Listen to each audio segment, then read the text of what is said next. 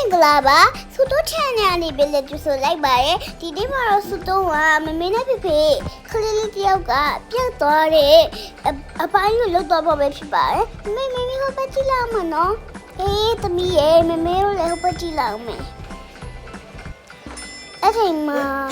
မေတို့ကလည်းသူ့ကိုစောင့်မကြည့်ပဲနဲ့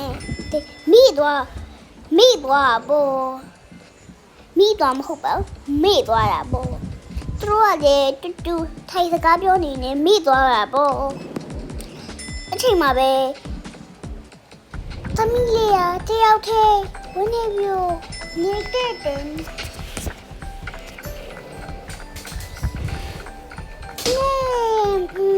လက်တက်ကဆောင်းရပြီ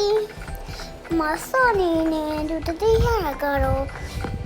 ဟာငါမမေရောဘယ်လိုလဲငါမမေ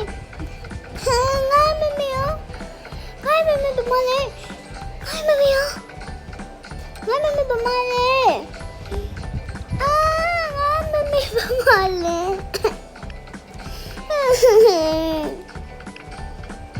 သမီးဒီဘလို့ပြလိုက်ဟုတ်ကဲ့အေးရောမလေးလေမပြောက်သွားတော့အားလုံးပဲဒီကမလေးကိုလူဆိုးလို့ချင်လားလူကောင်းလို့ချင်လားကမမမဲ့ပေးကြပါဦးလူဆိုးဆိုရင်နိုးလို့ရေးခဲ့ပေးပါလူဆိုးမဟုတ်ဘူးကောင်းလေးဆိုရင်လူကောင်းလေးဆိုရင် yes လို့ရေးပေးကြပါအဲ့လာဟုတ်ပါရဲ့လူကောင်းမှာသူ့ကိုအယုတ်တွေအများကြီးဝယ်ပေးရပဲ